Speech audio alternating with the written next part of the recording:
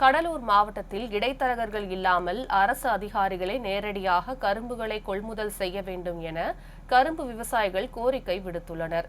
தமிழர்களின் பாரம்பரிய பண்டிகையான பொங்கல் பண்டிகை வருகிற தை 1ஆம் தேதி கொண்டாடப்பட உள்ளது.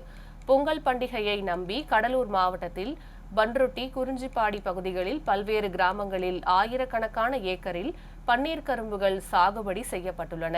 இந்நிலையில் பொங்கல் பரிசு தொகுப்பில் முழு கரும்பு வழங்கப்படும் எனவும், கரும்பு ஒன்றை 35 ரூபாய்க்கு விவசாயிகளிடமிருந்து கொள்முதல் செய்யப்படும் என்றும் தமிழக அரசு அறிவித்திருந்தது.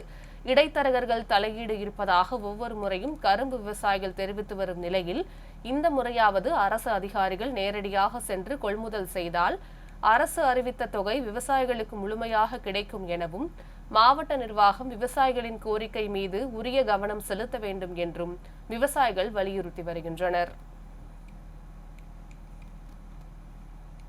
பிறக்கோட்டை கிராமத்துலேருந்து பேசுகிறேன். இங்கே பொங்கலுக்காக பயிரிடப்பட்ட பன்னீர் கரும்பு 300 ஏக்கருக்கு மேலே இருக்குது. ஆனால் இது வந்து எந்த அரசு லோன் கிடையாது. சொசைட்டி மூலமாக லோனோ ஏதோ பேங்க் மூலயமா லோன் கிடையாது. முழுக்க முழுக்க எங்களோட சொந்த பணம் தான். நகையோ நட்டோ கடன் வாங்கியோ போடுறாங்க. பெரும்பாலும் வந்து சொந்த நிலம் இல்லாதவங்க வந்து குத்து நிலத்துக்கும் எடுத்து போடுறாங்க. அவங்களுக்கு ரொம்ப இன்னும் பாதிப்பு வரும். அரசு அதிகாரியோ நேரடியாக எடுத்தா, இடைத்தரகர்கள் இல்லாத எடுத்தா எங்களுக்கு அது ஒரு பெரிய நல்ல இது லாபம் கிடைக்கும்.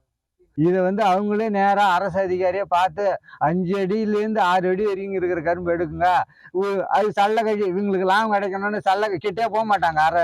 இடைத்தரகர் மூலயமா வந்து ஃபுல்லாகவே சல்லகழி மொட்டை கழி ஃபுல்லாக வச்சு கட்டி அவங்க மட்டும் எடுத்து போடுறாங்க.